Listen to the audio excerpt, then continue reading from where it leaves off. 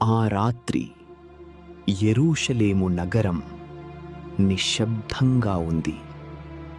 కాని ఒక మనిషి మాత్రం నిద్రపోలేకపోయాడు. యూదా. అతని చేతుల్లో ఇంకా ఆ 30 వెండి నాణేలున్నాయి. కాని అతని హృదయంలో మాత్రం శాంతి లేదు. ఎందుకంటే కొన్ని గంటల క్రితం తన గురువుని శత్రువుల చేతికి అప్పగించాడు. ప్రేమకు గుర్తైన ఒక ముద్దే ఆ రాత్రి ద్రోహానికి గుర్తయింది.